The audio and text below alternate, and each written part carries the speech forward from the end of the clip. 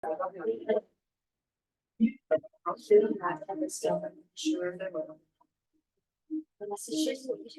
different. You're doing something that's like.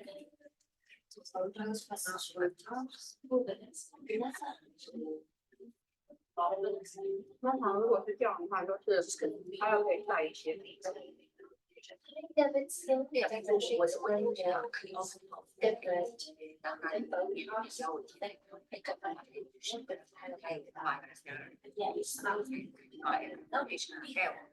And she said she's going to try and really get her, I'm pretty sure. I was like, God,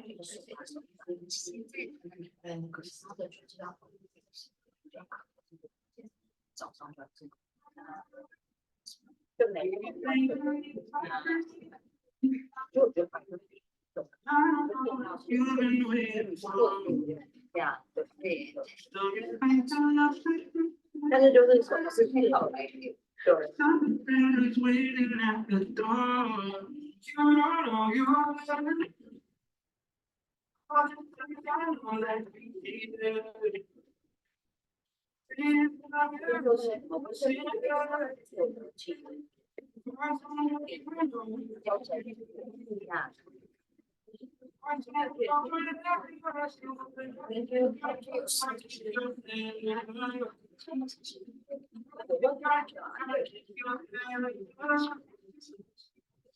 Thank you, all the hearts up there.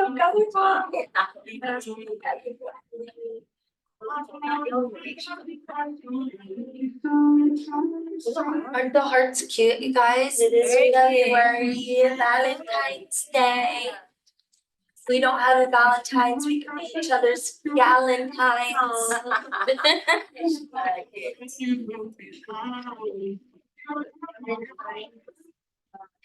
Hey.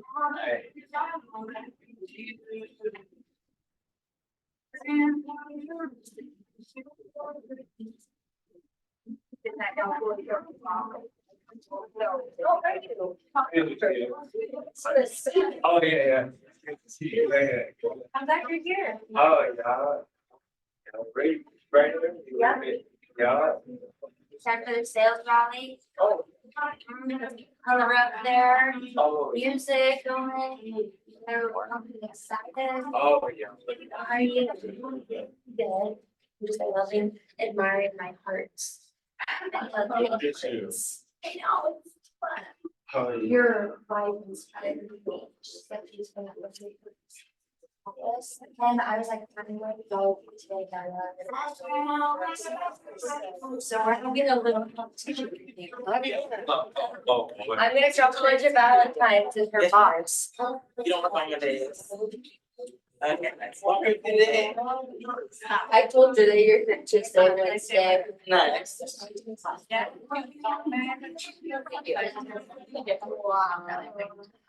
You sing us. You should. Better. I like better. Hey, Rick. Hey, Brenda. Hello. Yes. So you did that study. Yes, me and Jordan are meeting today. I'm sorry, what? Can I send this to you? Yeah. Event. Yeah, what? Did you want it? Like, the sign up? It's like. Thanks. So just. Being competitive. I'm gonna.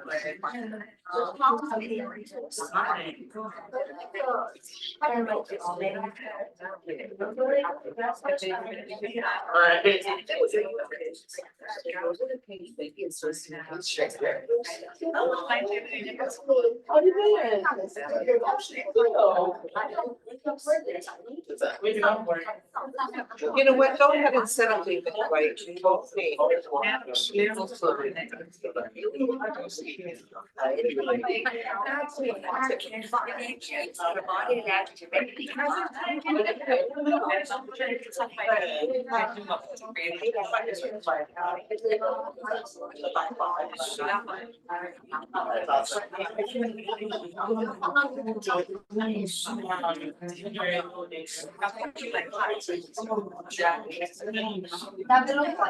Looks like a recording. You might wanna close out the slides for real quick, because I added some slides.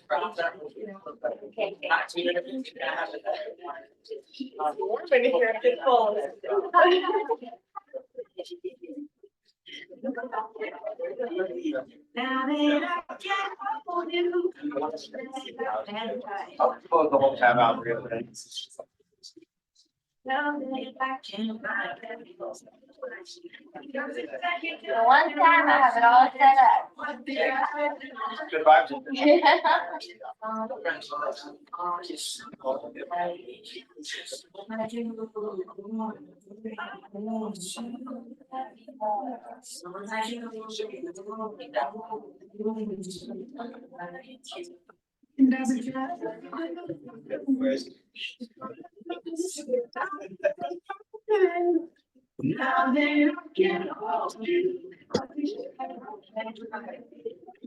It's fine, you don't have to. It's got to pause to modify it. Yeah. I know, I think I figured out this one, but it's hard because I can't figure out how to get out of it. Yeah.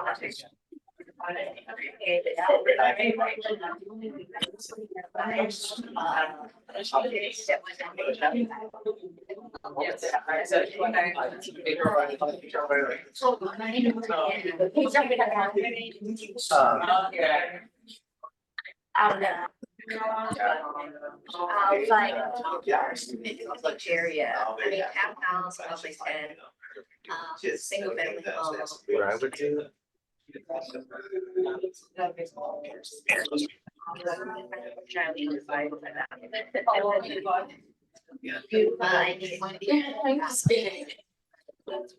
I'll probably send you the hotkeys.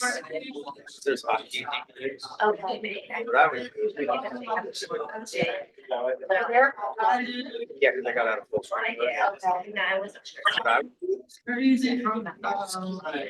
It's, It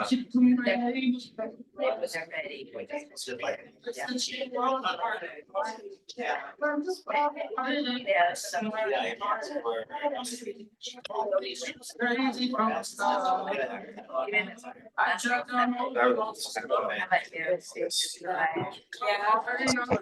You're missing one woman. Yeah, Jennifer. Are you okay? Yeah.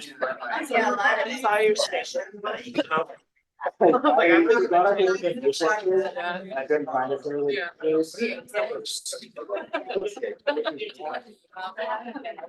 This is Kelly Perkins. And you're missing your Jennifer.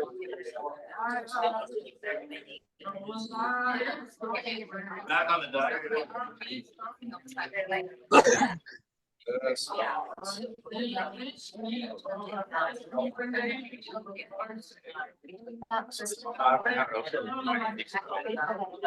Then.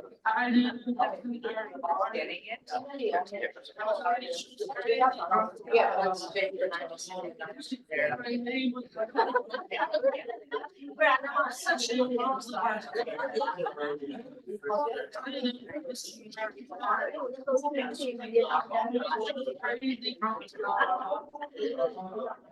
Town council, just like this. It was the meeting starts. Right now you. Yeah, yeah, perfect, thank you. Yeah, just go. Yeah, do I have to do that? Can I do it online? Anybody just motion to be able to add in. Less than five.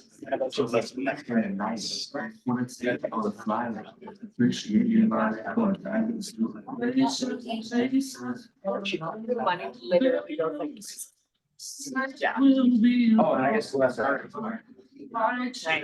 not, it's not, it's not that.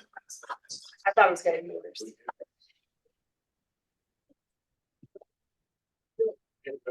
So far, so good.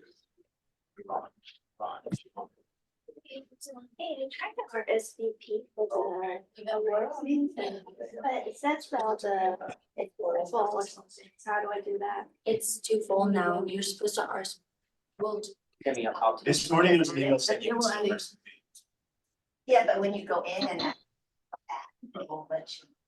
Yes, Tammy, let's talk offline about that. Is that cool? That's right. Okay, can everybody hear me? Yes. yes. Let's see. Oh, Well, I know you can hear me. And Sheila, can you hear me? You're always my go-to. Yep. Ah, there we go. And I'm just trying to. He spotlight me, show Joe. Andrew, Michael, Nandan, Summer, Adam, Brad, Brittany, Casey, Coleman. He made Coleman a co-host too. When you get a second. Oh no, I got his slides. You don't have to make them.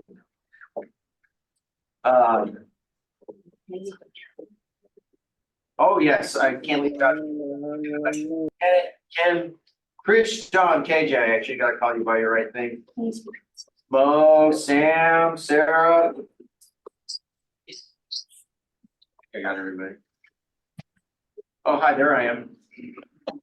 I don't know if I like this angle, guys. But yeah, we'll get started as we always start with good news. Who's got some good news to share? You got something? Oh, wait. Was it Sheila? And I had an open house this Sunday. Sherry and Summer did it for me. And they had 40 groups through. So Holy great, moly. great. That's great. Is this a brand new listing? Yes. Yeah. We're reviewing offers on Thursday. Well, fantastic. Congratulations. Who else? I got something for one more person. We have our gala coming up. Yeah. Sorry, May, that was too early. Sorry. I'm so- excited. I'm excited. Joe. I'm What did I tell you? Tammy, what's up? Sarah should speak up. She just got one pending last night. Oh. Who? Sarah? Yeah, right here. Oh, you did. Tell us all about it. Yeah, tell us a little bit about that. So it's it's an out of state client that's moving here from California. And it's actually their first house they offered. Wow. And, there's multiple offers in Redmond. That was pretty competitive. They have 72 showings and 72 showings. no Yeah. open house. It's a state outdated, How many offers did you compete against? 7 or 8 offers. Nice. Wow. Nice. Congratulations. Well played. Fingers crossed. How'd you link up with those clients? So it's referred from by my agent in California. Awesome. Easy. I mean, that's. And it was a lot of help. thanks, I would be able to do it better. Yeah, I'm not saying it was easy, but when it comes from a referral and the first offer you make, you win. That's a great story when working with a buyer. Cause sometimes it's the polar opposite of that and it's 10, 15 offers. So congratulations when you close. In 2 weeks, so that they're a cash buy and stuff. Cash buyer 2 weeks, all right, fantastic, congrats. Yes, yes. Okay, we'll keep it moving along. Hi, Kelsey. It was good. Oh, good. Good. Just a reminder that Krista will be back next week, teaching classes all about online marketing and social media marketing. Highly recommend. Who's planning on going to that as far as the folks in this room? A good fair amount of hands. Yeah, Crystal's really awesome. We can't really bring her in that often, so when she's here, I really recommend that you go. Because it's not your regular, I don't know, online presence class that you're not actually gonna learn executable things to do. So anyway, highly recommend. You're late. I know. All right, Starlight Celebration and Award Ceremony. RSVPs closed today, because we're hitting near capacity. Who's planning on going? Yeah, I like to see that. Fantastic.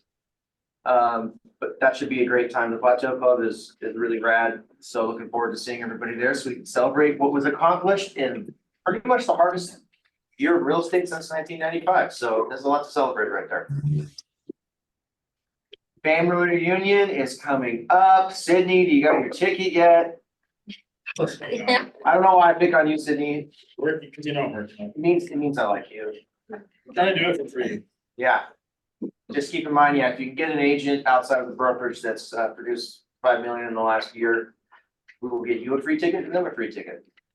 So that's a good How much is it? opportunity. Huh? How much is it? The tickets are like $1,000 now. Yep. Okay.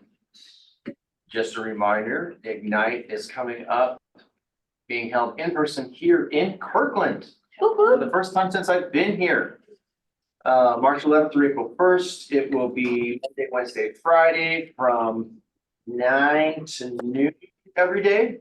For those folks who are able to attend every single class, we'll give you a copy of the MREA playbook, which is fantastic. And 85-15 split on your following the next deal after that. Is that different than the KWCA? It is, yeah. The MREA playbook, and as later on in this slide presentation, we'll have a scan code that you can go to that shows you some of the online ones. But yeah, it's like social media plan. There's a playbook for it. Tapping into the divorce market, there's a playbook for it. It's a playbook for every year of real estate. It's pretty rad. Think of the MREA main book as kind of the what and the playbook as the how. It's like the prescriptive thing on here's how you do execute on each one of these things. I like that. Stealing that. That's very succinct and Stealing that now. correct. Where's Liz? The meeting. Liz is book club every Wednesday from 12 to 1. 12 to 1. 12 to 1. That's actually been pretty well attended, which is really rad. It's great to see people showing up for that. What's up, Dolly? I don't know if you heard me or not. JC's new agent startup class was moved today, so that's from 1 to 2 p.m. Where she's just covering training on. Tech onboarding and whatever questions you guys have. Typically customizable. I know some people attend my class multiple times just to kind of get it right. So feel free to come and ask more questions. Everybody. Very good. Excellent. All right, coffee hour next week. For those of you who probably know by now that we do a coffee hour 9:30 to 10:30 a.m. on the I second. just got the sign, and then John just sold that guy a car 2 days ago. You guys. That is so awesome.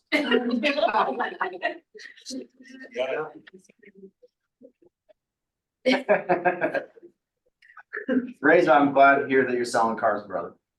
Yeah, so coffee hour from 9:30 to 10:30, second Tuesday of the month. That will be next Tuesday before the sales rally. Copy on the office. Is it 9:30? 9:30 to 10:30. And next Tuesday as well, Paul Hermy will be leading our next Tuesday tours. Who has made it to a Tuesday tours so far? Mostly everybody. Yeah, this is a great opportunity to go out and preview homes, which is something we encourage you to do anyway, but to go out with a really experienced agent. I've heard about some pretty great conversations and opportunities to learn things. So highly encourage the attendance. And Janine is here. Janine's mock offer workshop for the month is Thursday, February 22nd, 1 to 2:30. You've been doing it over in the boardroom, haven't you? Yeah, the people that attend find the acoustics and the closeness is much better than having it in here, Yeah.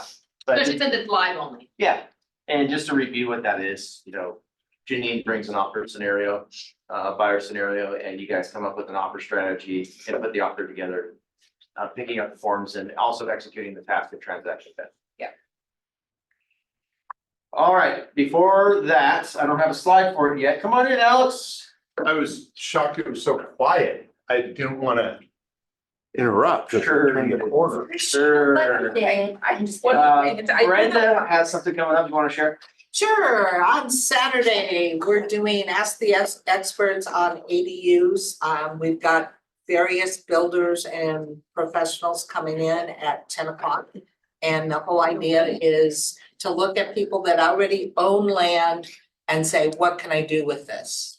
And so we've got a land use planner, we've got some different builder scenarios, and it's a great place to network. I've been doing these classes since last fall, and I just picked up a 1.4 buyer from a lead from one of the panelists, so it works. Congrats. Woo. Yeah, and that's this Saturday, right? Saturday, Yeah. and let me know if you wanna come it's from 10 to 1, 10 to 11:30 in our office, Trevor. Trevor asked. Yes, at the office. Is it? Yes, in here. Yeah. Yeah. Yep, in the training room. And it's funny because when it's over, everybody stands around and talks. There's so much energy with the ADUs right now. So much going on. Yeah. The state is still trying, they still have a bill that they're trying to pass a rural ADU bill for the entire state. We'll see what happens. It'll happen Maybe. because of people like you. Well, you know what though, there's some weird gatekeepers that you wouldn't expect at the state level. Oh. So the bills don't ever get heard. So we'll see. Well, we'll just keep trucking along here in King County Yep. and doing it the right way. Yep. Speaking of Trevor Gage, he's gonna be, we have our new ALC for the year. Let's see who we have from the ALC today, Sydney, Jingo. Just Sydney today? All right, Sydney, you're marking attended. But Trevor will be back on the 4th Sales Rally this month to do a forum representing the ALC here at the Sales Rally. What's up, Alicia? Going after everybody today. All right. Coleman is here to do a mortgage update. What's up, You didn't Coleman? call Elizabeth out. No. You followed me in. Oh, yeah. I know you did. Yeah, I avoid I'm here, people. Sorry. heckling Liz too much, too many repercussions. Coleman, what's up, man? What's going on, everybody? Quick market update for you guys. Last week was a wild one, so we've been seeing rates kind of trend downwards, which is leading to that. Whoever said in the beginning, 40 something showings or 40 groups through an open house. We're seeing a lot of that. So a little bit of rate improvement has really brought a lot of buyer demand out of the woodwork, which is awesome. Stuff will probably start to get really competitive again, because as we talk about, not a lot of inventory. Buyers out, there's applications. Sorry, does somebody have a question or? No. Okay. Perfect. So yeah, let's go to the next slide and we'll talk about what's going on in the rate market right now. I think whoever's controlling that. Perfect. So yeah, and you can click through, there's some animation on this that Jesse likes to make it snazzy, but what happened last week is Friday was one of the biggest rate increases in a single day, since kind of the bloodbath of 2022, 2023. Really what that was due to the job market. So it has stayed really strong, and it was like almost double the forecast. You can see farm payrolls were up 353,000 versus the 180 that was forecast. So generally speaking, good news for the economy means bad news for interest rates. The Fed also came out and say that they're not going to reduce interest rates at their next meeting in March. That didn't have a huge impact. It was mostly this jobs market. Inflation's kind of hanging around a little bit. So that has driven rates up. And we're still, as you can see, way down from the October highs, which is, buyers are back out shopping, and making offers. So we still are seeing things, again, perspective's important. People who were like pre-approved on Thursday and then had to lock Friday, they're disappointed. But overall, we're still seeing this downward trend, and we'll continue to see that.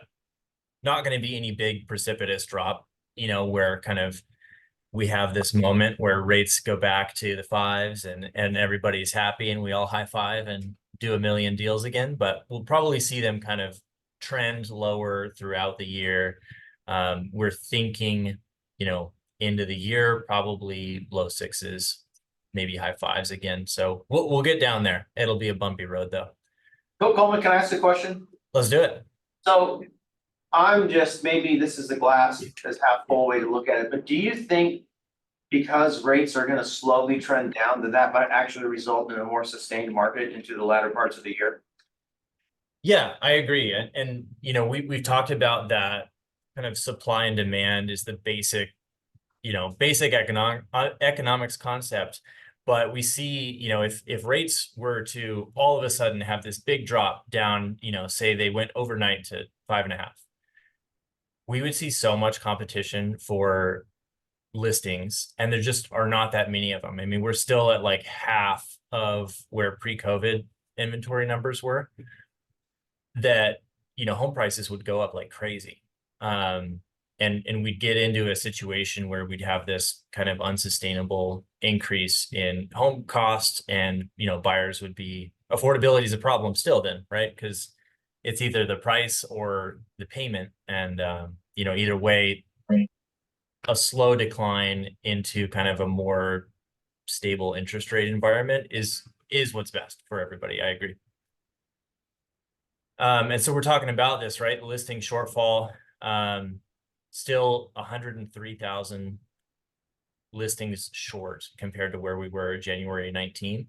And we're not expecting them to really pick up. So, inventory levels much lower, and that's going to cause prices to rise. So this is, bad for some reasons, right? Competition for buyers, and it's going to make things a little harder.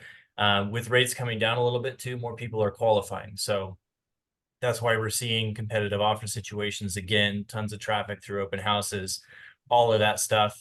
But there are only so many homes to buy, and gonna take a little bit more to kind of shake some inventory loose. We'll see what happens with that. But there's a lot of folks who are just kind of sitting on really low rates, right? People who are selling need to buy too, usually. And there's just a lot of people who aren't willing to give up their 3% for a 7%, right? Or 6.5%. I think as that comes down, some of that'll shake out a little bit and kind of even these things out as well. Let's go ahead next. I have a question. The 103,000, is that Washington, or it's not nationwide, is it? Nationwide, but it's month over month. So it's not 103, total listings. It's 103 per month short of where we were, January of 2019. So we're a lot of units short of where buyer demand kind of dictates that we should be. And I think that's not true in every single market across the country, but most of them for sure. And so, with that, we talked about what that means for buyers. For your sellers, it's a big deal too, because, rates, what we just saw happen, and, the general overall change in interest rates impacts potential buyers, right? And how much they can qualify for, how many buyers out there are going to be eligible to purchase the home or comfortable with the payment. So, as the market kind of jumps back into a volatile space here, and, we're in a weird time, right? Election being close always means that rates are going to do weird stuff. The economy's been super resilient, which is a great thing for lots of reasons. Again, good economic news, usually bad rate news. So they don't really have any good reason to drop right now. So we'll likely kind of see stuff sit around here, and then, we'll move forward and see what happens with rates. But I think we're going to kind of be in this tranche we're in for a little while. So we have strategies to help with that. The flyer that's up on the screen right now is a lender paid buy down. We're doing a bunch of these. This is, where we're contributing to a temporary rate buy down, so the seller doesn't have to. This is a great solution because, sellers aren't willing to provide credits when they've got 15 other offers. And so this is a way that, we as the lender can help kind of cover some of that make payments in the first year a little bit more affordable for our borrowers. And we can talk to, you know, listing agents, sellers about providing some of these marketing materials, kind of getting some traction and helping out our buyers too. Let's go ahead to the next one. So this is just in general. I think this might be my last slide. I'll spare you guys more. But we've got a bunch of new products that we're rolling out to kind of help with some creative solutions. We've talked about the first three here, the Flex, Invest, and Expand. I went over those in some detail a few weeks ago. The Rate Saver is the one that I just talked about, which is our lender paid temporary buy down. I've been doing a ton of those. And then this newest one we just added is an equity bridge. And I'm super excited about it, especially as we get into kind of the market environment where stuff's more competitive. This is a buy before you sell program. And it's allowing us to not only get somebody to tap into their equity, make a non-contingent offer in a home before they get theirs sold, but it also allows us to exclude the mortgage payment. So if somebody's, you know, not got their home sold yet, or they want to list it, make sure they kind of get top dollar for their home and not have to rush it in a contingent situation. They can make sure they get top dollar. We can exclude the payment and get them qualified for their next home. That does only work on conventional deals, but is a really, really cool program. Does it work for jumbo? It does not. So the key thing here and why it only works for conventional is Fannie Mae and Freddie Mac guidelines. If we have an offer on a property that doesn't have any contingencies, we can exclude it from the loan. And so what we do here with this product is we basically enter in a backup position, so that, you know, if the home doesn't sell, it's a 90-day period. We'll come in and buy it, actually. And there's more details about that. I can share a lot more on this if people want to talk individually, or I can share some of the marketing materials around it too. But it's a pretty cool product. Awesome. Mm-hmm. Is that all you got, Coleman? Yeah, let's go to the next one. I think just make sure that I didn't throw any stuff in here. Oh yeah, this is exciting stuff too. So we have a guaranteed on-time close now. And we'll be expanding this program as well. Right now, it's just kind of just rolled out this week. What we're doing here is that if we've got at least a 21-day escrow and we get our pre-approval through underwriting, we're guaranteeing an on-time close, you know, in that if we got at least 21 days, again, which is a nice short escrow. If we miss, $2,000 gets credited to the buyer to help contribute to any, you know, closing costs or, you know, other stuff. What happens is we don't miss, right? That's where we're guaranteeing the on-time close. And this today is only applying to conventional deals too, but we're going to expand this out to FHA, VA pretty quickly. That's awesome. Yeah. So this is another exciting thing we can put into offers too, right? Like help move yours to the top of the stack. A guaranteed 21-day close is a, you know, a pretty good marketing piece. Would you consider a $2,000 credit to the agent as well? That's another thing. So not to the agent necessarily, but what we did, my feedback for the program was that we have to kind of incentivize it for the sellers as well. And so as we kind of expand this program, I think we're going to add a $2,000 credit to the seller as well. Which is, you know, kind of really going to be that hot item to go, okay, yeah, I'm going to pick this offer. That doesn't exist today, but I think it will be added shortly. Pretty brilliant. Yeah, pretty cool stuff. So this is, you know, I have talked about this before on kind of a more general scope, but, you know, us acquiring Envoy, getting to do a lot of this stuff, it means we get to, you know, create unique products and add these guarantees and specifically market with you guys and do some really really cool stuff that a lot of other lenders cannot. So yeah, that's all I've got. You guys see my contact info here. So if you have questions, want to touch base about anything specific, shoot me a text, shoot me an email. Happy to chat. Awesome, Coleman. Thank you for your time, sir. No worries. Thank you. All right, Janine, it's all you. If I remember the order of the slides correctly. Let's find out. Let's see. Oh, look at There's that. Henry. I knew what I was talking about. For once. Finley would have been. Finley would not have, Henry is smaller than Finley, currently full grown, and that was a long time ago, so, yeah. Okay, why would I, as a buyer broker, need a 41A? Amend, what am I amending? Buyer agency. But what part? What would be an example of why we would amend our 41? Brenda? If you go out of town and somebody else is showing for you. Excellent, excellent. Another one. If I want to reduce my commission or if I'm willing to accept the commission which is lower than negotiated with the buyer and I'm willing to accept a lower commission. Excellent, yes, as long as your 41 and your 21 or 28, whatever purchase agreement you have, does not match, you may need to amend your 41 by changing your compensation amount. Unless your buyer is going to pay the difference. So as an example, your 41 says 2.5. The purchase sale agreement says 2% paid by seller. You have a 0.5 discrepancy, needs to match. So 41A needs to happen unless your buyer is paying the difference of that 0.5% as an example. Great, both great answers. Sydney.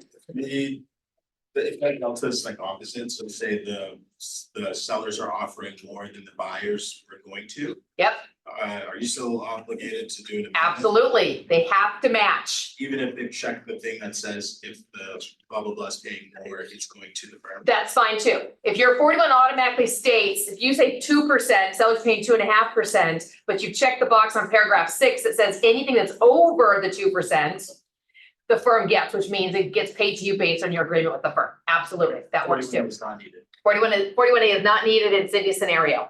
Lindsay, Yeah, the same thing. okay, perfect. Okay, anything else why you need to amend? Maybe you need to now be dual agent. Thank you, David. Yes, what happens if maybe now you have the listing, the buyer comes along and you've decided to, yes, you will represent, but now maybe you have to make sure your listing agreement matches for dual agency and your 41 needs to match for dual agency if that's what you agree to. Another example would be if you're on a team, you're managing broker of the team, it has to be a dual agent, then your listing agreement and your 41 have to match that that person is also going to be a dual agent in a transaction, okay? Alex, Just curious, how long do you have to get that lined up? prior to mutual acceptance. Okay? Tammy, So when you say the dual agency is in, for the listing, is that initial, they have the initial agreeing to the dual agency, right? correct, and that does not include me as the firm, okay? So that would include Tammy is a listing agent and Kevin has the buyer, she's managing Kevin. Then there would need to be dual agency disclosures on both sides for that purpose. Another example would be building dreams team. Ron is a managing broker. He's gonna be a dual agent because both his brokers, one's representing the buyer, one's representing the seller.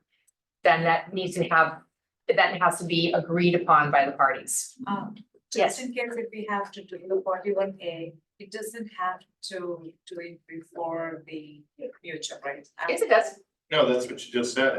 It's gotta be done before. How can you do compensation and representation agreement after mutual acceptance? No, like if it is like 41 is in place. Yeah. But if we have to amend it. It needs to be amended before mutual acceptance. Oh, 100%. When Liz gives me the DA list once a week, twice a week, 3 times a week, I go through all the ones that have an S next to them, meaning that you're the selling broker. And I'm looking for a number of things: compensation, the date the agreement was signed on a 41, and the date your agreement was signed by your client. And if there seems to be a discrepancy, then I go all the way to your mutual acceptance email to make sure that all happened prior to, you did all that prior to mutual acceptance. I just reviewed one today about that, and luckily the deal died and I don't have to tell the seller not to pay us. So that was with my big text message I had to send somebody just now. So that's always a disheartening situation. Why would I use a 41C in my purchase and sale agreement? And that's the only place you're going to use it, by the way. Seller pays commission. Seller is going to pay more compensation based on your buyer representation agreement with your buyer. Your buyer, you have 3% on your 41. The seller's offering 2.5%. Buyer says, Tammy, please have the seller pay that, ask the seller to pay that 0.5% difference. She's gonna use a 41C to make that happen.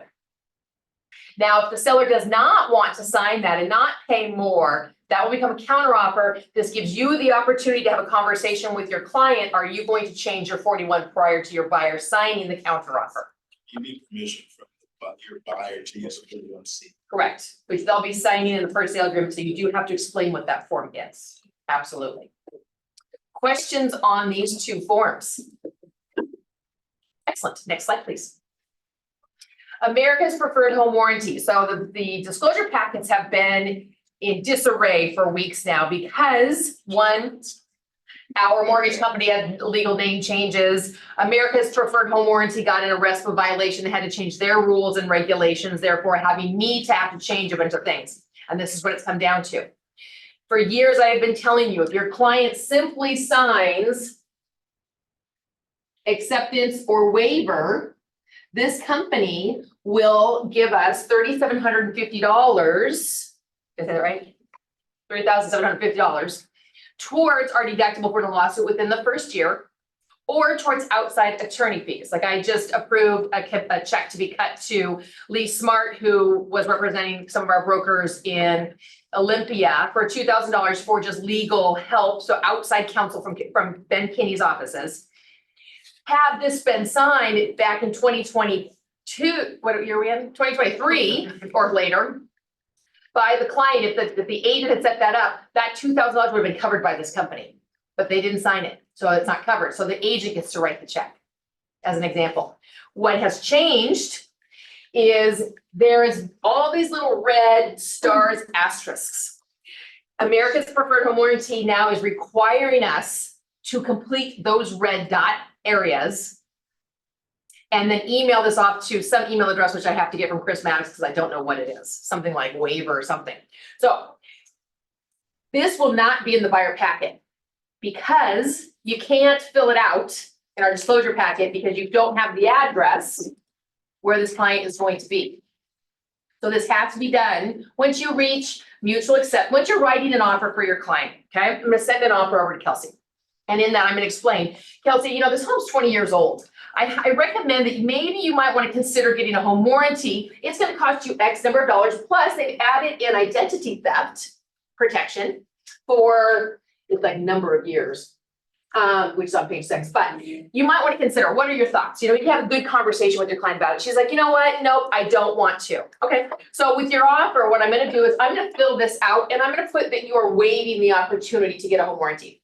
If you change your mind prior to closing, we can amend that, not a problem. Or maybe I, as the broker, as a gift, want to buy this for her. Whatever the situation is, this has to be done once you've identified the property and reached mutual acceptance. If you haven't reached mutual acceptance, this doesn't need to be done. So it's coming out of the disclosure packet. It's something additional for you to do if you want that $3,750 coverage, if we need it after closing. And that will be paid toward part of our deductible, or if I hire Lee Smart to represent you and us in a situation, they will pay, this company will pay $3,750 of whatever that cost is. Any questions? The identity theft part, what is Yes. that? Yeah, they're gonna cover identity theft. There's gonna be protection in, if you look at page 6, which I don't have up here, Related to the transaction or just? this person for this property, for this, that their identity theft owning the property based on them having a home warranty. Got it. That's awesome. Yeah. And covering $3,750 to any lawsuits. Within the first year of closing. So in my situation with Olympia, the buyer and the seller got a tip. Of course, they always come after the firm and the agent because we have a little bit more money than maybe the client does. For us to deal with it legally, while it did not go into a full-blown lawsuit, it costs us $2,000 to hire outside counsel to deal with it. And then they send me a bill, and then I say, office, you know, send off a check, and then please put this on the agent's bill. Just they just chose not to do this back in the day when they had the property. So if it's not signed with either acceptance or waiver and filled out, we will not have that extra $3,750 protection if we should need it within a year after closing. It's been that way for years. Okay, so just know it's also coming out of our disclosure packet because it doesn't do us any good on the buyer side. Seller side is still going to go in there because you can still fill out all of this information for a seller side. And they can choose to waive it or accept it for their listing. up to them, it's up to you. If you wanna pay for that or if they wanna pay for it. For their buyer. For their seller. No, they do a seller protection too. Okay. One that's listed, which is a free coverage, and then they can buy it for The buyer. the buyer if they want to. And some people do because they want appliances covered or whatnot. There's deductibles, I mean, there's all kinds of things. It's not a full pledge, oh, they're gonna pay for everything. No, have the conversation with your client in either direction so that they know what it is and how it helps them. It can help with inspection items at times to have those on there, so consider it. Any questions? So what if we don't sign it? You have to sign it. It's not a choice, right? Well, you don't sign it and I have to hire an attorney for you outside of BKCO, you're gonna have to pay for the cost. It's not Then a we'll cover it. required form in Covenant. It will not be I will not, no, but you are responsible then for it. If it's if the deductible, well, let's say that the fee is $5,000, they could potentially cover the $3,750 and you'd just be on the hook for the rest. Now you just be on the hook for the whole $5,000 because you chose not to have it addressed. Did you? In order for us to receive that benefit, they just have to fill in those dots and they can still. They can sign either one, doesn't matter. That's still- Yep, they can still waive it. Doesn't have to be paid for, it doesn't have to be purchased, no, If they sign the waive, can they go back and decide that they do want? absolutely. I'm You- so close. I could add a home warranty on my house today. At almost 20 years old. So, which I might consider as the age of my house. Any other questions? Thank you. All right, end of the row. Oh, and there's Janine's broker training. There, and those are the wrong dates. Well, no, I take that back. There's the old dates on there and then it's flowing into tomorrow is writing a contingent offer. And because of family reunion, No broker form. no broker, the third week. Yeah, it's up there, it says no broker. All right, so it might feel like we just did stats because we kind of did a couple weeks ago, we did a little bit later last month. But this is gonna be very different. Even though my slides are the same, it's gonna be some very different numbers, so pay attention here. So our first slide here is when we're comparing last year, basically a year ago, to now, right? So this is what we're paying attention to, by the way, here is for this conversation, blue line and red line. Blue line is new listings. Red line is new pendings for the month. This orange line is drawn at the end of January. So this is the end of January 2023. So we can see what to expect if we continue on the same trend, okay? This shows the same period basically just up to the end of January of this year. So we predicted, when we were down here, we predicted that listings and pendings would go up because they always do in January, right? So did that happen? Yes, right? So, and actually what's interesting is pendings, the red line. Have any of you guys looked at the percentage change in pendings from January 2023 to January 2024? Yes. Yeah, it wasn't as big of an increase as I thought it would be. Was it for you? I mean, single digit percentage? Well, we've had just like the graph showing, we have more pending than we actually had new listings coming. Yeah, well, and also too, we had a lot less inventory to work Yeah. with. Think about these houses that got 40 listings. I mean, 40, the listings that got 40 offers, right? So if there were 40 houses for these buyers to buy that were suitable, you would have had 40 pendings, not one, right? So I think that's one reason why our pendings didn't spike up quite as much, even though we're in a real hot market. We have a lot less inventory than we had this time last year. But what we're looking at is predicting what's going to happen next, right? And typically, this is pretty typical here of what we saw last year is February listings kind of stayed the same and pendings went up a little bit. I think we're going to see a little bit steeper line on pendings and maybe a steeper line on listings too. Because what's happening is sellers are figuring out that this might be a good time to sell.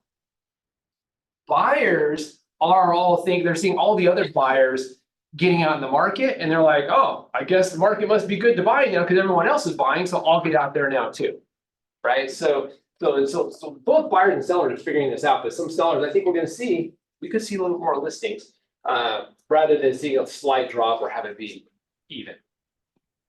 Make sense?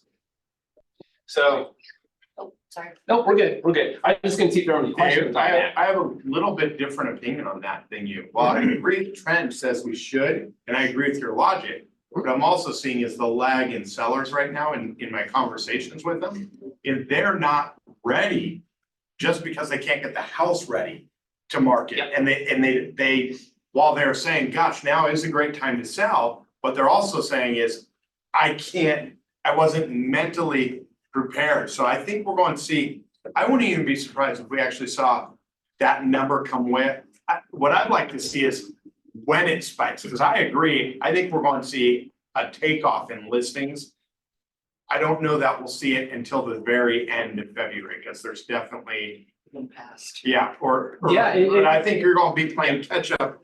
Yeah. The rest of the, especially March, April, May, that we're gonna be playing catch up with inventory, because it's amazing, there's only 18 homes available in Sammamish right now. Yeah. And there's 2 rentals, that would actually take it to 20. Yeah, well, and it could be the end of February, it could even go into March, because January was probably about mid-January where sellers started to figure out that, like, wow, this might actually be a decent time to sell. But you're right, it takes time. Does it take time for a seller to prepare their house? A lot of times, unless it was a new construction house that they bought a couple years ago or something like that, right? There's a lot of prep that goes into preparing to sell for a seller. It could be 60 days, 90 days sometimes, right? So yeah, I agree. There's gonna be a lag. And because what I think we've got is a lot of sellers that are like, I think I want to sell this spring, right? I'd also be curious to see where pendings go, because while people are talking about mortgage applications being up like week over week, month after month, or month over month. I've talked to a couple lenders that say that mortgage applications are actually down 20% from last January. So I don't know. I think buyers are still, at least from my side, like still a little hesitant to see, especially with lack of inventory. Like, even if we were approved, I don't like the 18 homes available, so. Right. Yeah, we have an inventory crisis right now, kind of, right? It kind of feels that way. And of course, that's what's driving a lot of this right now too. Brenda, you had. Yeah, I was just gonna say, it seems like the listings that I have coming on have no sense of urgency, and they're just taking their time, and there's not a way to light a fire under them. I know that eventually they're gonna sell, but I've been talking to them for a much longer time. Yeah, yeah, we've seen a little bit of that too. And we've seen some get off the fence a little bit, but a lot of them still no real sense of urgency. Like, yeah, let's wait and see what spring looks like. Somebody's not muted. All right, so this one we're comparing the days on market or cumulative days on market for closed transactions pulled out of trend graphics. So that's the lagging indicator versus transactions that went pending the same month. So that's the leading indicator. So we saw in January. Now, this is what you have to understand. This is what the typical agent out there is going to put in front of their buyer or seller. They're going to say, oh, January was 47 days on market. That was up from 38 in December. Do you think that's giving the buyer or seller accurate information of where our market really is today? No, right? Because we know that's not necessarily the case. So on this last one, January 20, well, actually, before you look at this, they like pointed you to that. Before you look at that, last time we talked, we're like, oh, the days on market for pending transactions going from November to December went from 37 to 52. And so we took a rough guess on what this days on market would say in trend graphics for the end of January. I don't know if you remember what the guesses were, but it's like 45, 46, 47-ish, somewhere around there, right? So you guys are pretty much spot on as far as your guess. So we go down on pendings from December to January, go from 52 days on market to 41 days on market. So when you look at that, you think we hit the peak in terms of days on market and are now start to go down? Most likely, right? Right? The only anomaly for that could be created is it depends on houses falling out of contract for one reason or another, right? But we can look at this and say, the trend is telling us that when these numbers come out after the end of this month, that days on market is going to be a little bit down. It'll be probably somewhere between 52 and 41, right? Between these 2 months. So So it could be like mid 40s, it could be, but probably not a big drop from 47, but you'll see it start to go down, right? We saw a huge spike in houses falling out of contract, right? But now with multiple offers. Fewer houses falling out of contract now. Yeah, yep, it's true. Any questions on this and what that means and why this is important to buyers and sellers? Even more important than this, right? See, if you're sharing this type of information, other agents are sharing this and you're in competition on a listing, right? Who are they going to trust? They're like, oh, wait, this is the information I need because this is what's going on now, right? Yeah. All right, let's hit the next slide. Actually, go back for a second one. Go back for a second one. I'm actually going to talk through that, what's on that slide before we get there, because I want to throw out a couple of real interesting numbers. So we look at days on market and everything here, right? So the percentage of houses, or the percentage of listings in King County that went under contract, that went pending in 7 days or less, in December was 25%. So 25% in December, 25% of listings went pending within 7 days or less. Any guesses on what January is? Those of you who didn't see the number up there? 40%. 60%. Split that. It's almost 50%. So we went from 25% going pending in a week to almost 50%, 48% in January. That's a huge thing. Twice as many properties as a percentage going pending within the first 7 days. Now, the ones that didn't go pending in the first 7 days, the average days on market for the ones that didn't go pending in the first 7 days, 77 days. So let's go ahead and hit the next slide where it actually has that. So I want to point to this number here, the average cumulative days on market for pending listings that did not sell within the first 7 days. You're like, oh, 77 days. So that seems like great messaging for a seller, which it is. It is great messaging for a seller. If you really want to hit home, you can say, well, this is the importance of pricing right.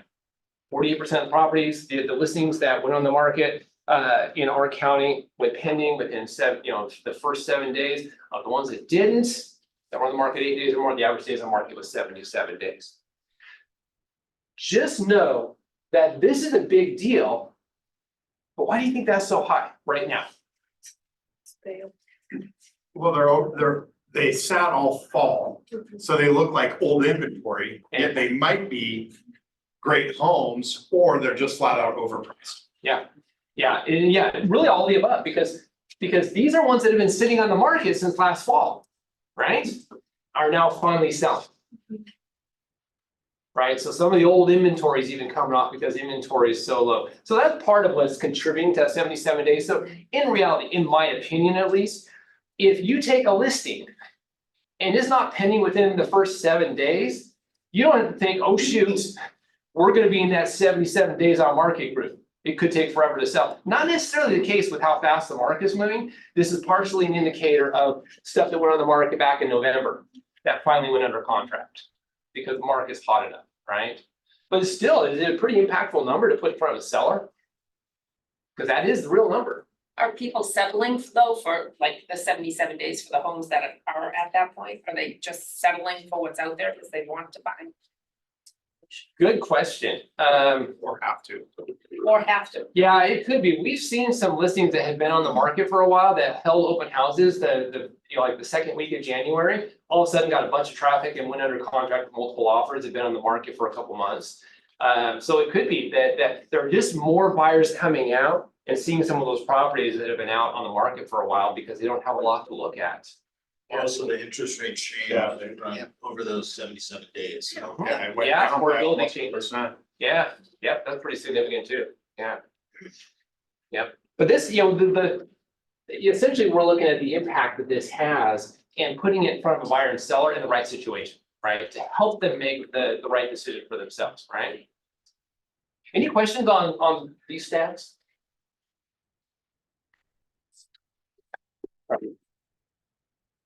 So this is the average days on market for all the listings that are currently active. Now, currently active as of yesterday.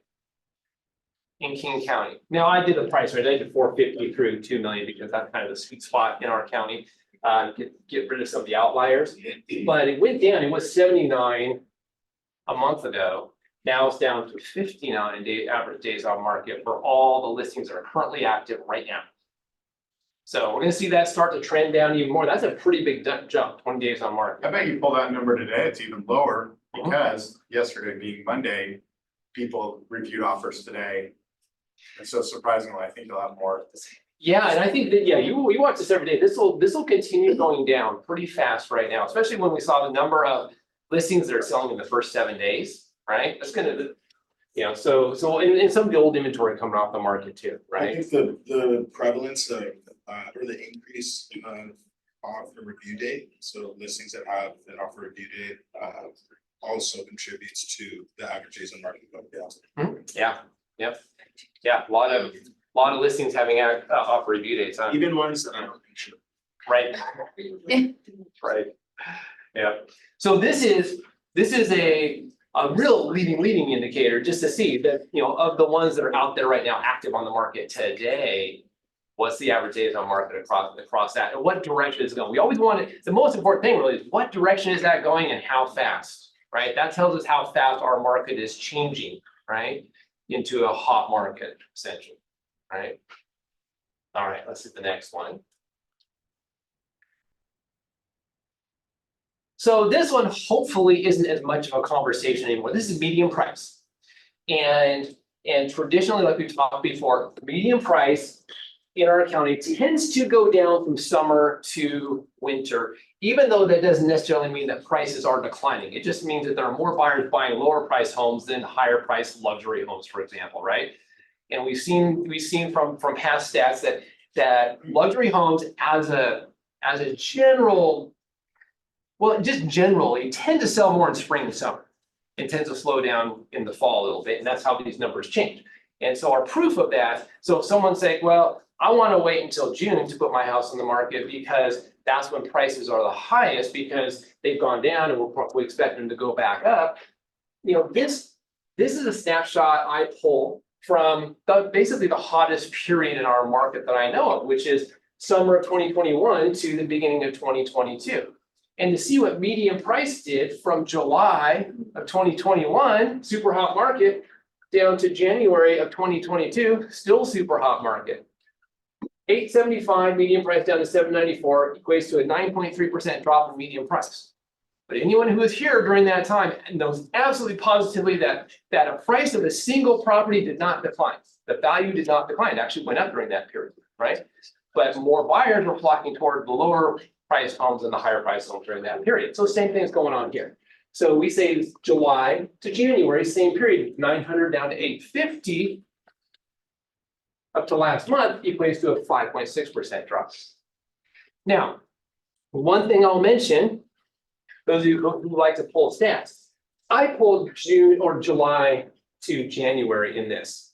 So there's actually June of 2023 that happened to be the highest median price month of the year.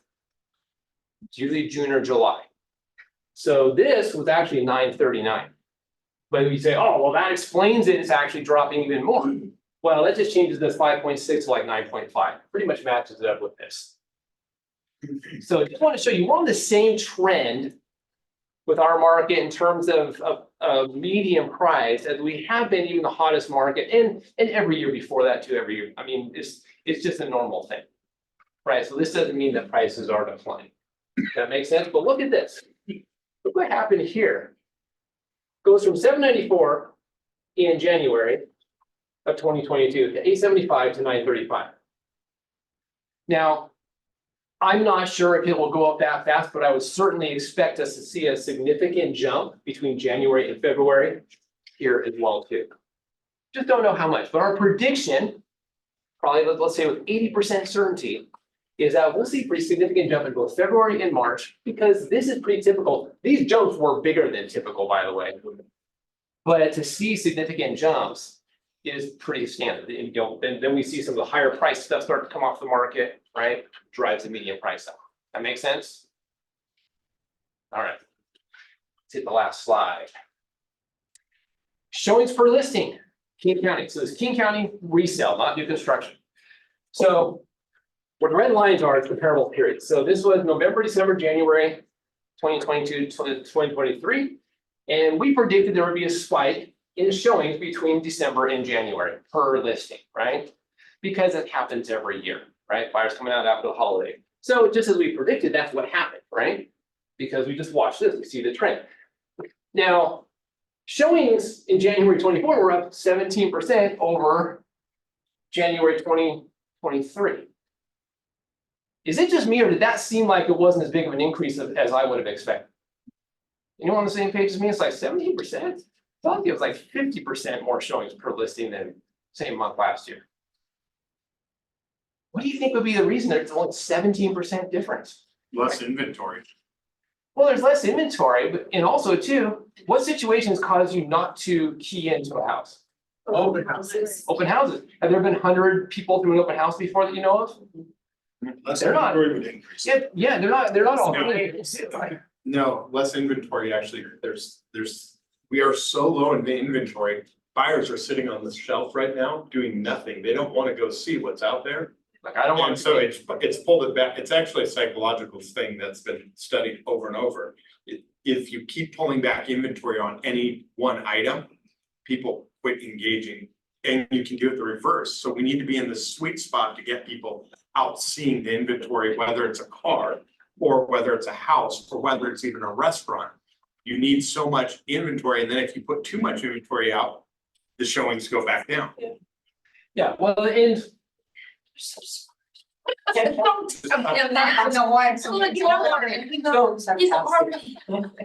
Sorry, Dave. Brenda? So one thing that's considered, does anyone remember what open house traffic was like in January of 2023? It was pretty low in January of 2023. So I think at least part of it, and there are several factors obviously that go into this, but I think one big factor that if we weren't having open houses, we would probably see this 17% be a lot higher increase too, among other factors too. Do you have an idea of what a balanced market would be like? How many homes we need for like 6 months worth of inventory in King County? Oh, that's a good question. Yeah, we probably need to have like 8,000 homes on the market for 6 months of inventory. I mean, it'd be a lot of homes. We haven't been there since like 2013 or something like that. Actually, maybe 2011. Yeah, it'd be. I think the days of 6 months of inventory are gone for the next 10 years. Yeah. Plus, just because there's a housing shortage. And that's the housing shortage is what's going to protect our market, in my opinion, from crashes. I think that's what protected our market from a price crash when the interest rates skyrocketed was low inventory. For sure. Right? And we can expect that for many years until builders catch up, if they ever do, right? Do you get the 8,000 like off of, what is that, 1,200 homes a month? So Oh, yeah, Okay. around that range, yeah, yeah. And out of the 10 closings that I took care of today, 7 of those were new construction. Okay. I was just gonna say, So just kind of, do you think another new number. construction plays into that number? Not this particular number, No. only because, maybe yes, you There being a you mean a lot of people going to look at new construction Yes. because, yeah, that could be, it could be builders releasing inventory. Yeah. And a lot of people flocking to new construction because people, buyers oftentimes have this idea that, well, if I don't want to compete multiple offers of resale, I'll just go to new construction. Now some builders are kind of getting into the multiple offer thing now too.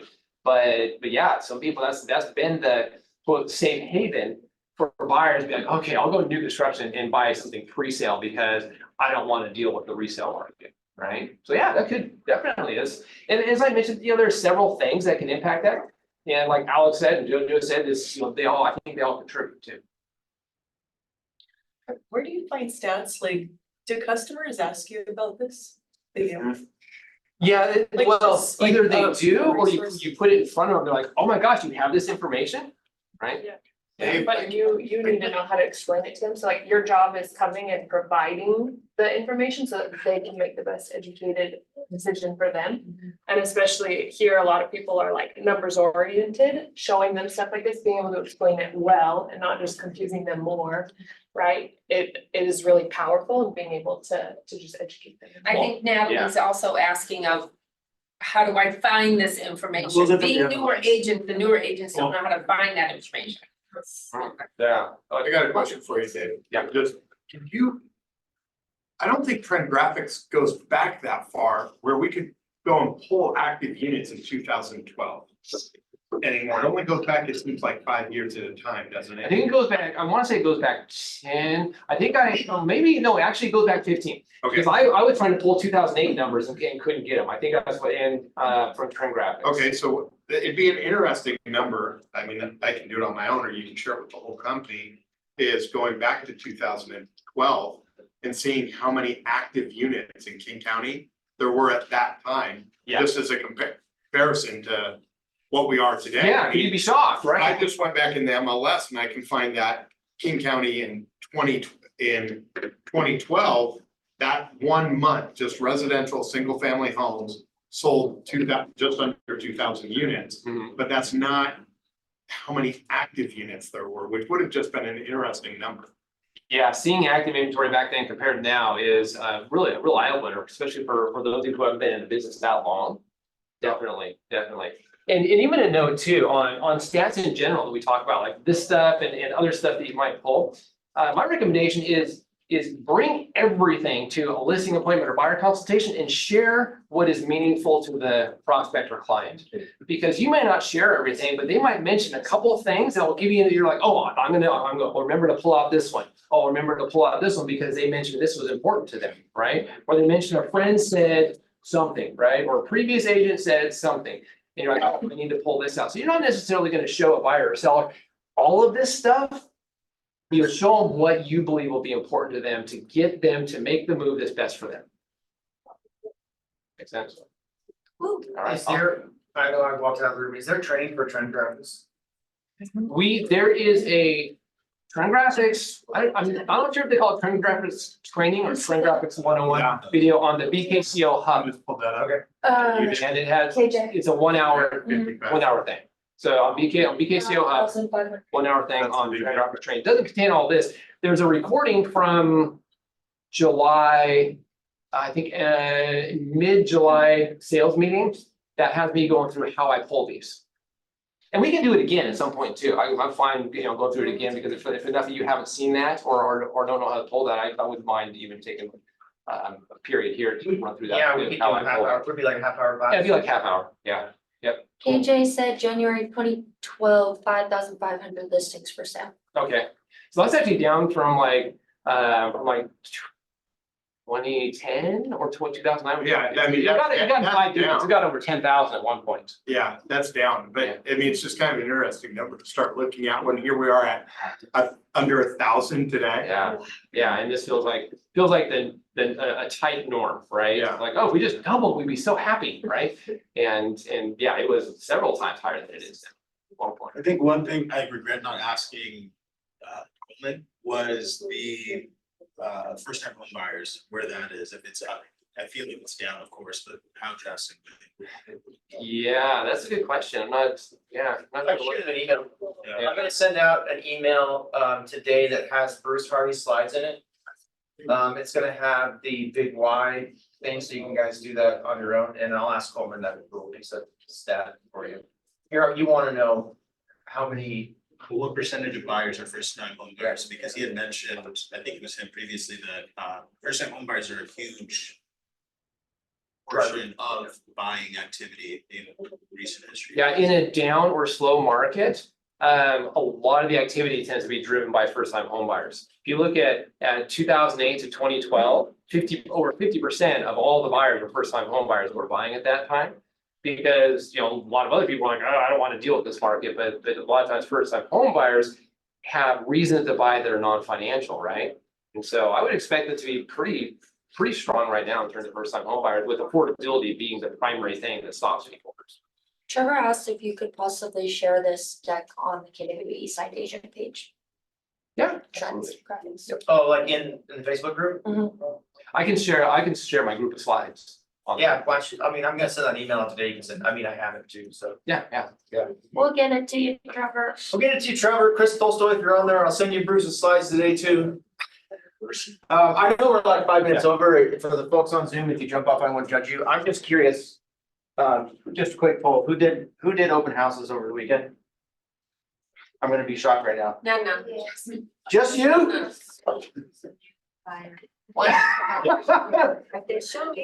How'd it go? How'd it go? Okay, Yeah, it was that kind of night, you know. oh, yeah, Yeah. those are tough, because there's no parking. Yeah, sure. Yeah, okay, really? Nobody else did open houses over the weekend? Well, we know a couple of people took open house signs out that aren't here, so we don't have that data. Hey, I'm not judging you, I'm not judging you, I just wanted to see if we get any stories, because I know last week we had. Numbers, you got it. Ruby Yes, said Kathy? hers We got did canceled. open house 2 weekends ago, and on our listing, we had 40-50 groups through, and then we picked up the buyer and we got them pending yesterday. From the open house. So, okay, let me re-ask the question, who's done an open house over the past month? Ruby I did said an open house this weekend. got canceled. Is that Trevor? Yep, I did one this weekend. It was a stale listing, several months old. We had 3 groups through, and it did actually sell yesterday. So, yep. Oh, but- Ruby said hers got canceled because it went pending before she could even do the open house.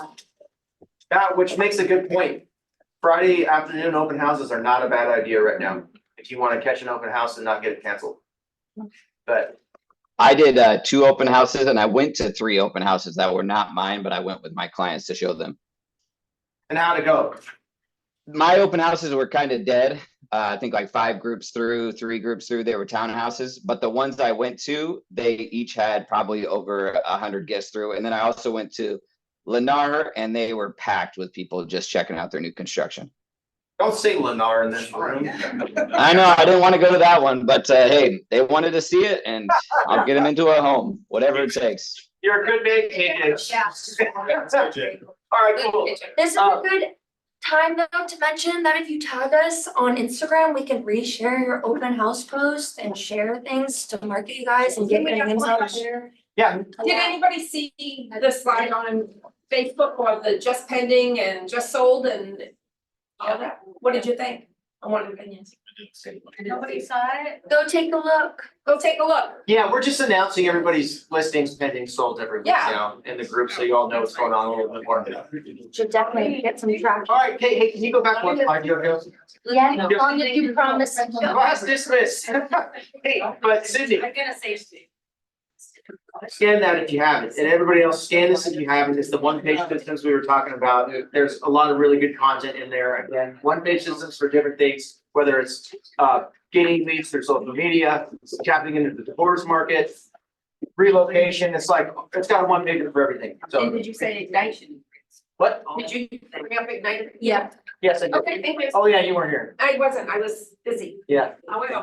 All right, guys, Sign up. have an awesome week, goodbye, Zoom. Thanks, guys. You don't go over my classes. We're on time. I'm kidding. I'm not that in. Yes, you are. How's your family doing? So what? Good. Yeah, we're good. Just got